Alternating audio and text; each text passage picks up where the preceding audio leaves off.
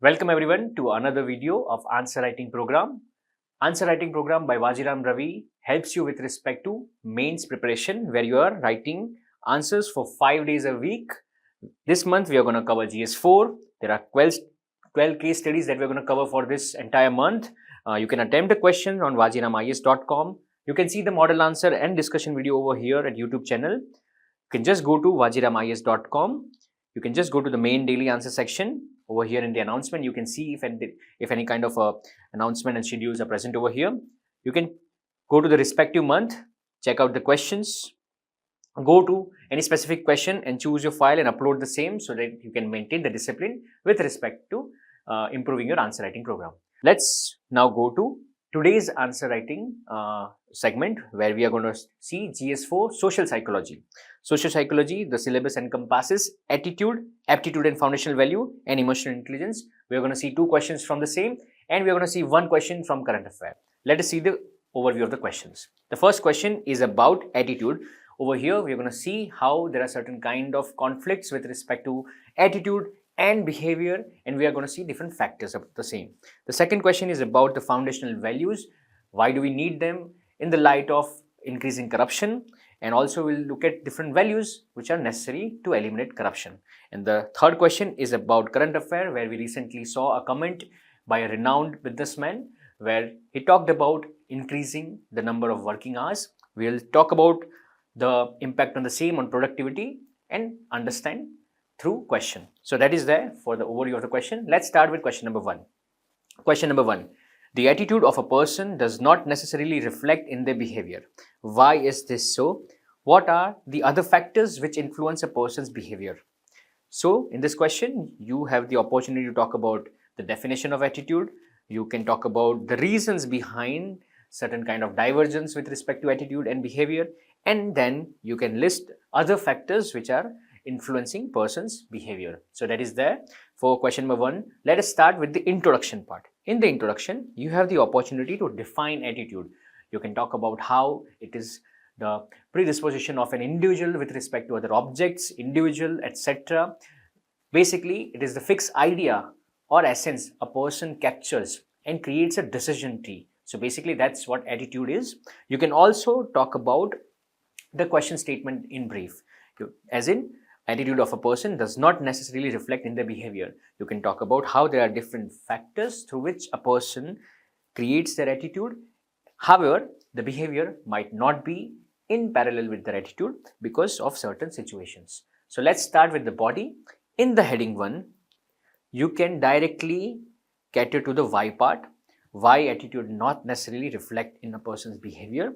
You can list down different points and give examples to ensure you have substantiation. In the first part, you can talk about due to certain social norms, we have witnessed that a person's attitude, they might be carrying certain kind of values, but they might not be able to translate the same in their behavior.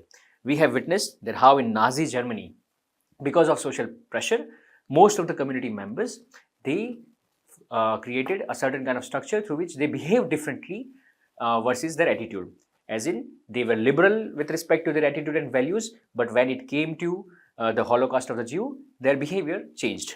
You can also talk about certainty of punishment. Over here, we're talking about rights of transgender. You can give example like that. People know about the rights of transgender. We have different Supreme Court judgment. We have legal provisions. Despite that, people show certain kind of discrimination in the society. So that is the kind of dissonance we have. You can also talk about influence of institutions. We have different institutions where we have understanding of gender equality, but despite that, people have been witnessing different behavior. They have discriminating examples. So you can talk about Me Too over here, and you can also talk about attitude clash. It's not possible that a person might be having only a single type of attitude with respect to any certain object. There might be multiple types of attitude, and those attitude can come in conflict, and thus the behavior of the person might not be in sync with a single attitude. So that's there for heading 1. Let's go to heading 2, which over here you can cater this demand, the other factors which influence a person's behavior. The other factors, as in social influence, you can talk about how your peer group, the community where you live, the society, the family members, they also impact your behavior. You can talk about legal and policy framework. We have witnessed various laws and how basically they nudge the person's behavior. We previously saw that an individual's attitude was indifferent towards sanitation and the behavior was coming out the same way. We also had people with attitude where they were very conscious about sanitation, but despite that, the behavior was not in sync with the same. But government brought in some kind of a nudge through policy frameworks like Swachh Bharat Abhiyan, and thus we saw that behavior was changed. So, sir, legal and policy framework also helps with respect to the person's behavior. Lastly, trust and perceived credibility. We have role models through which we understand the society, and whenever we try to replicate those values, we also inculcate the same in behavior. So those are the other factors which influence behavior. Let us go to the conclusion part. So learnings for civil services. Over here, you can inculcate the idea that how a civil servant must be self-aware. At the same time, also understand in the society that there might be a possibility where attitude might not be in sync with an individual's behavior. So over here, he must ensure there are certain mechanisms, certain skills of persuasion through which he can translate those attitude into their behavior. You can give example about Beti Bachao, Beti Padhao, Swachh Bharat Abhiyan, etc. So those are the things that you can inculcate over here in the conclusion. Now let us see the model answer and understand how can we inculcate the same in our answer writing program. So firstly, in the introduction, you can define, you can talk about the formation of attitude and how it translates into behavior, and there is a certain specific thing, which is a situation, which definitely impacts the translation of attitude into behavior. Then in the body part, in the heading 1, you can talk about the first demand not necessarily reflecting in the behavior, give different proof points and substantiate the same with different examples. In other factors, you do the same, give heading, give argument and give example. And at the end, you can talk about the learning for civil services, as well as you can talk about the interconnectedness and the influence of the same on behavior. So that is there for question number 1. Now let's move to question number 2. Question number 2. What foundational values can be established to strengthen and uphold ethical conduct among civil servants, particularly in the face of corruption and misconduct within bureaucracy? So over here, the question, the core demand is about foundational values. However, those foundational values which we are talking about, we have to inculcate the same in the bureaucracy because we have seen rising corruption as well as misconduct.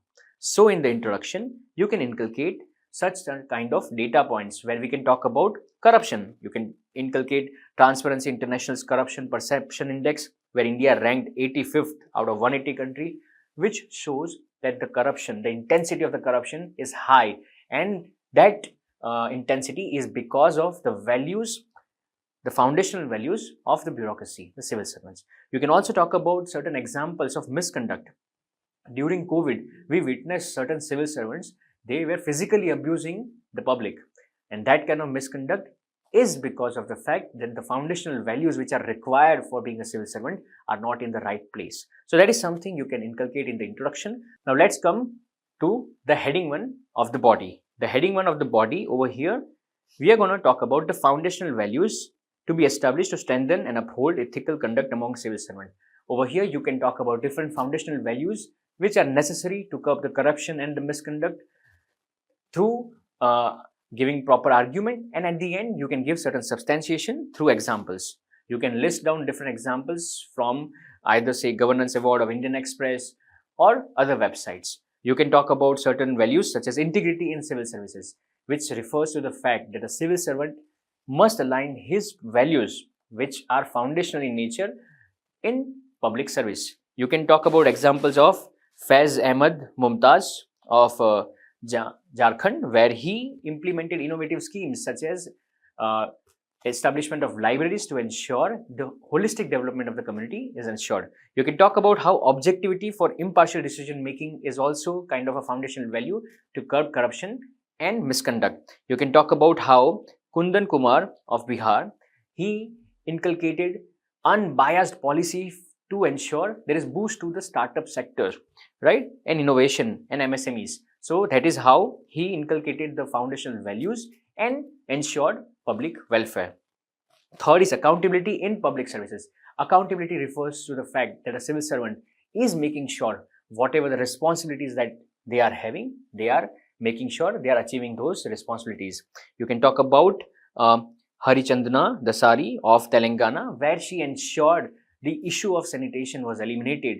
She proactively implemented certain policies to ensure she was accountable for her public services. The fourth is professionalism and ethical standards. Professionalism refers to the fact that whatever job is assigned to you, you are professional in your attitude and you are making sure whatever decision you are taking are ethical and are aligned with the demand of the profession. So we have example of Rohit Singh of Madhya Pradesh, where he implemented certain schemes which were necessary for the development, and despite having many hurdles, he was able to align those things in professional and ethical manner. So it is that. In fifth, you can talk about the responsiveness in government operation. Responsiveness as in urgency. We do understand that a civil servant faces lots of challenge, so he must be able to prioritize and ensure that public services are realized. So over here you can talk about Ashish Singh, IS of Madhya Pradesh, where he specifically tackled the issue of COVID and whatever the disaster related management guidelines were necessary. So that is something of responsiveness. So those are the kind of foundational values that are needed to ensure to curb the corruption and issue of misconduct. So that is there for the body aspect. In the conclusion, you can talk about way ahead as in learnings for civil servant.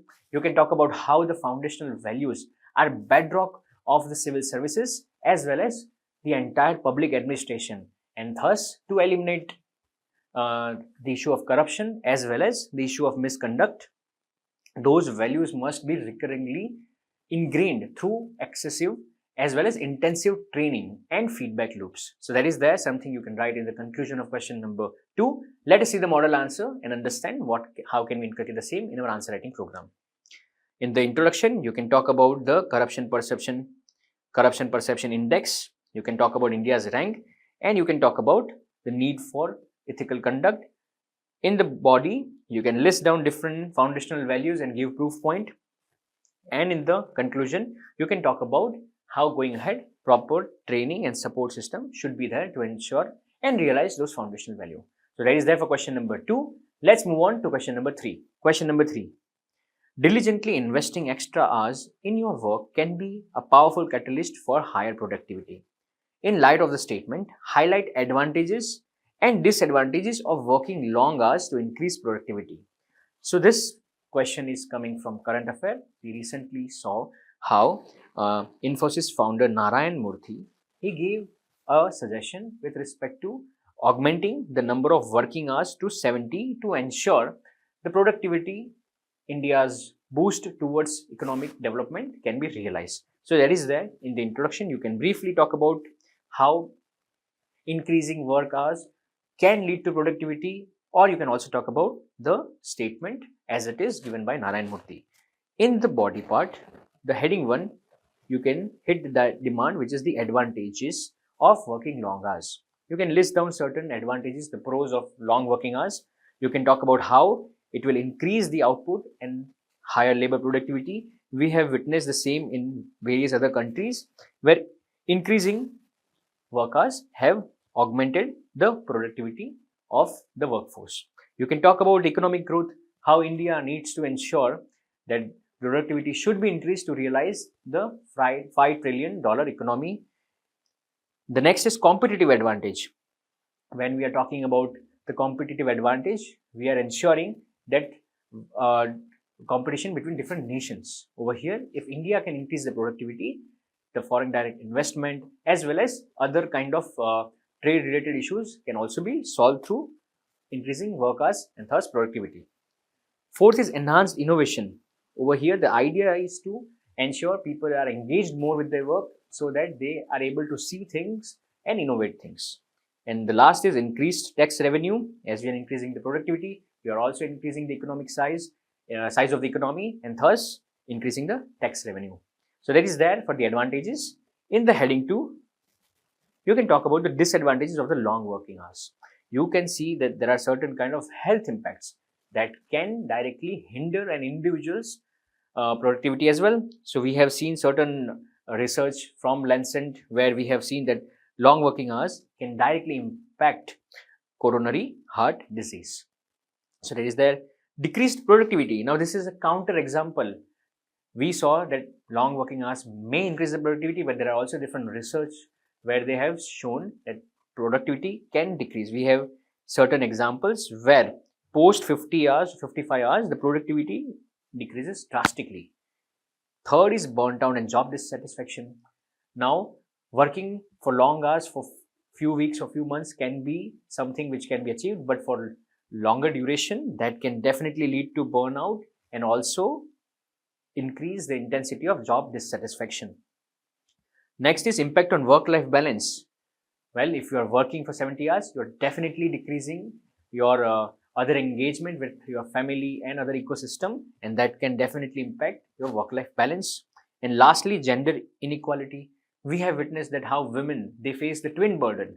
They also have the burden with respect to the household chores and also with respect to the work. So by increasing number of work hours, they will definitely face that kind of discrimination, and they might also be pushed out of the labor force. So that is the kind of disadvantages that you can write for body of question number 3.